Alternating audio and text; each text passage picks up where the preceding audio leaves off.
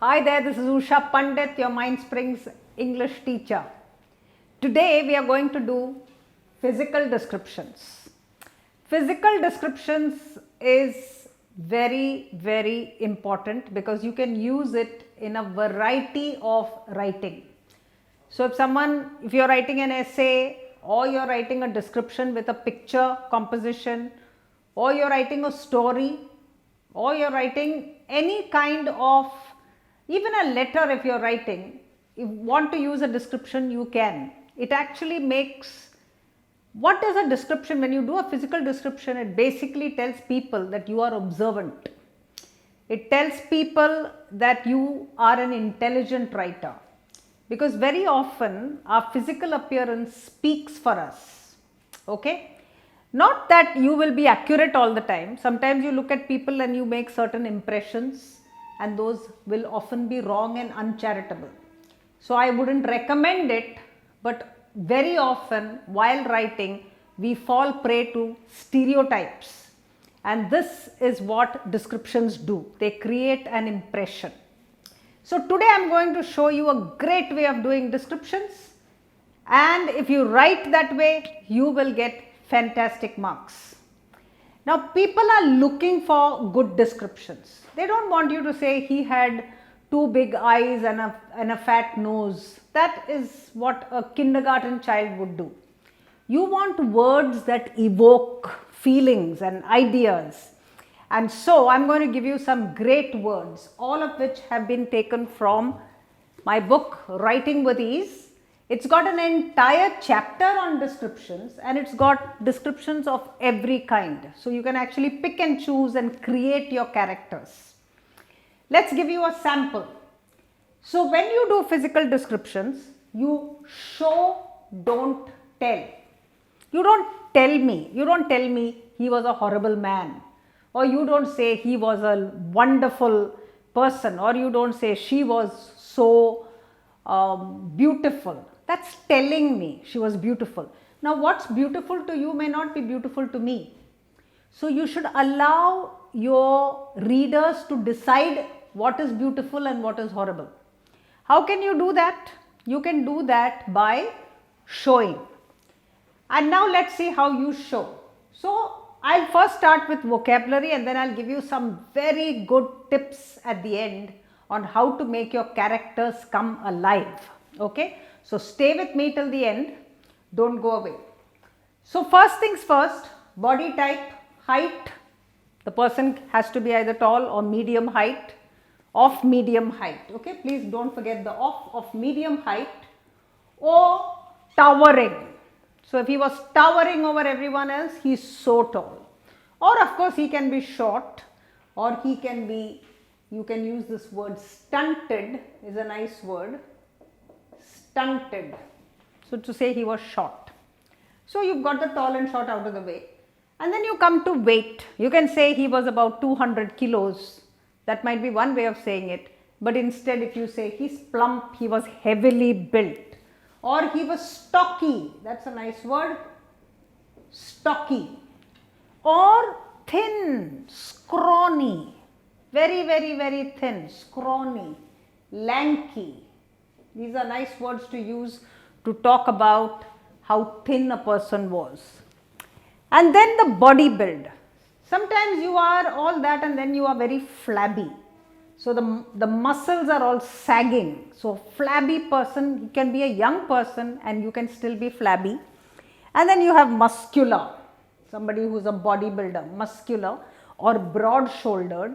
You can describe people in many ways and they all evoke images. If you come to complexion, so body build is one, and the other one you describe is the skin and the complexion. That's another area for you to describe. So the skin can be swarthy. If you are spending a long time in the sun, you will have swarthy complexions. Or you can be pockmarked. If you had a disease when you were young, you can be tawny. Or sunburnt. Somebody who spends a lot of time outdoors will be sunburnt. Or warty. Somebody who's full of warts can be pretty unsightly. Unsightly meaning not good to look at, warty. or freckled. Freckled is people who are quite healthy, so they have a bit of freckles like dots across their cheeks. Someone was telling me the other day, now they're actually putting artificial freckles on people's cheeks. I said, wow. So that's freckled. And then you can be clear skinned and unblemished, flawless, nothing on your face, no pimple, no wart, no mole, no nothing, absolutely clear skinned. Or you can be wheatish. So these are the words that you use for complexion and skin. For eyes, now the eyes they say are the windows of the soul. So the description of eyes are very important. Characters are not always positive, they can be negative also. So you should draw very good negative characters. So what do you do with the negative characters' eyes? Negative characters' eyes can be beady, like little beads. So people who have got very small, close-knit eyes have a certain look about them that people don't trust. Okay, so beady-eyed, or you can have bloodshot eyes. So very angry people, short-tempered, or people who drink a lot, bloodshot eyes. Or you can have glassy eyes or cold eyes, people who show no emotion. So they can be equally scary. Someone with an ice blue color in the eyes can be very, very scary, or can be stormy, or can be fiery. All these are descriptions of eyes. And if you want to talk about the eyes as beautiful, you might want to call them slow-eyed. Slow is a kind of fish. Or almond-eyed. Everyone knows what almonds are. So those kind of shapes, therefore upturned eyes, those kind of eyes are very beautiful. So you can make your character beautiful, or you can make your character pretty mean looking. Now eyes are one thing that make him mean, the other one is lips. So see, now you can't have beady eyes and luscious lips and then rosy complexion. You should not show so much contrast. It's somehow, you don't know what to think then. So you keep your character, the integrity of your character together. And when you talk of lips, it can be black lips, loose lips, cracked lips, or you can have luscious lips, beautiful lips. Actresses, if you look at their lips, they're luscious, right? Or you can have snarling lips, people who pull it back, or pursed lips when you're disapproving. Or you can have pouting lips. When people take selfies nowadays, they catch the phone there and go. So that's supposed to be a pout, but it's an exaggerated pout, and it looks rather silly on some people. I'm sorry. Or you can have a nose that is fractured, right? So therefore, that can be criminal characters. You can start putting fractured noses on them, because when they get a sock and their nose breaks and you put it back together, you're likely to have a fractured nose. Or you might have a pudgy nose. So some people have thick noses and they look like puddings sitting on their face. Or you might have a bulbous nose, big thick nose, or a flared nose, or a flat nose, or an upturned, slightly upturned nose, which is supposed to be very beautiful, or a pinched nose, so sharp that it looks like a pinched kind of look. Or it can be a hooked nose, or it can be an aquiline, straight, beautiful Roman nose like Caesar. So you can create these characters. Let's go on now to look at some more parts of the physical description, and then we will close with those wonderful tips that I promised you. So let's go to the teeth now. So what will you do with the teeth? Now remember, we are describing both positive and negative characters. So the teeth can be broken, and that has a special effect on the face. Or they can be pearly, very beautiful, like pearls. Or they can be missing teeth. If you have one tooth missing from the front, that has a very special effect on the face. Or it can be yellow, or it can be dirty.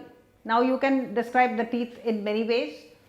When you come to cheeks, it can be filled with acne, A-C-N-E, acne filled is all pimples and lots of very rough skin, skin that is marked and skin that has got a huge number of pimples, acne filled.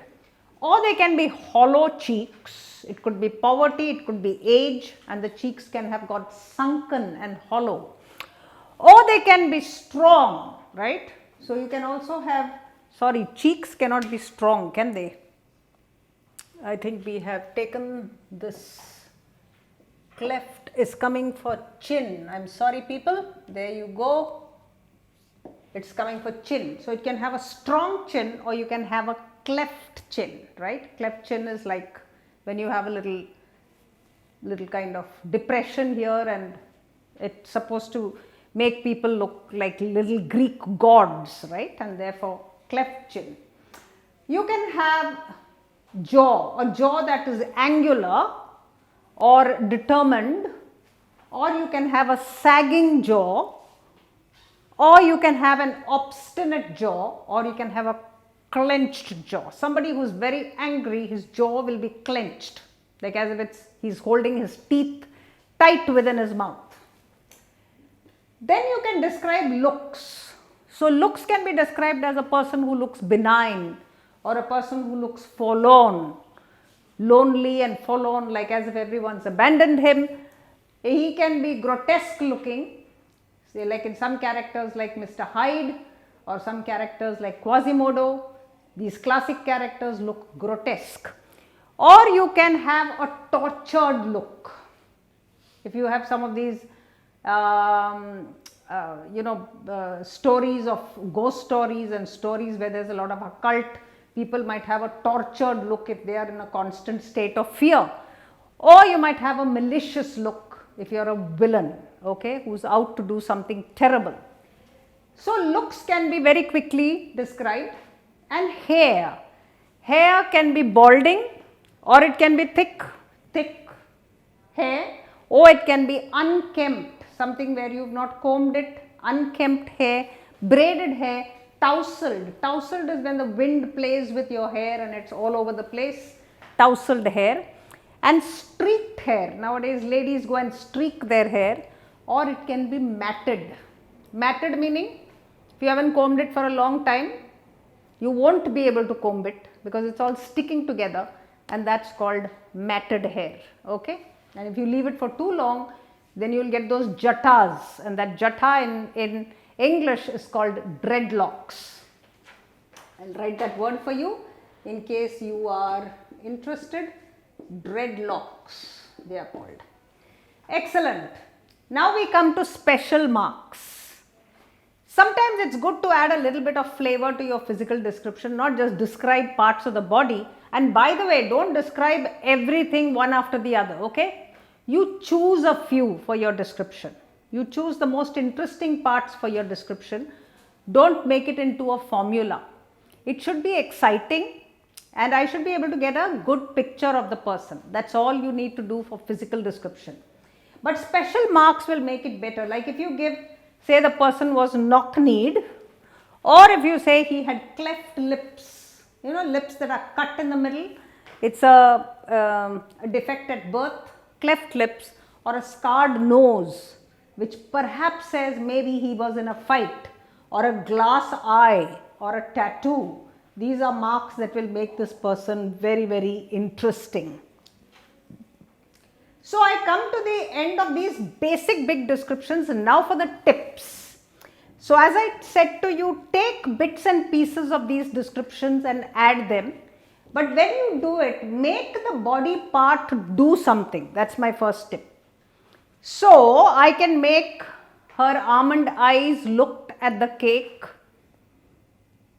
longingly. Now if I say her almond eyes looked at the cake longingly, then what does it mean? It means she's hungry, or it means she's a very poor girl. It can mean many things. So I'm making her eyes talk now. I'm not just describing her eyes and leaving it there, but I'm actually making them do something. Or somebody else can look at his nose and think of something and say, he looked at his nose and it looked like the man had stuffed popcorns into it. So it will make it funny. And at the same time, it will give you a simile. So you can use similes, as I've said there. You can kind of say his hair looked matted as if he had never he had kept bags of wheat on them for a long time. So you can add similes to make your descriptions seem better and better. Similes you need to have a think about to have a really good simile going, right? The third one is add adjectives and adverbs. So instead of just saying he had an angular jaw, if you add an adjective, he had a very sharp and angular jaw. Or if you say something like he was abominably grotesque, you add an adverb to it and it will suddenly pick up and become even more stronger. So therefore, you can add adjectives and adverbs to it. Adverbs also tell you more about adjectives. So I am not talking about verbs being described by adverbs, I am talking about adjectives being modified by adverbs. So you can do that. And finally, you can add mannerisms.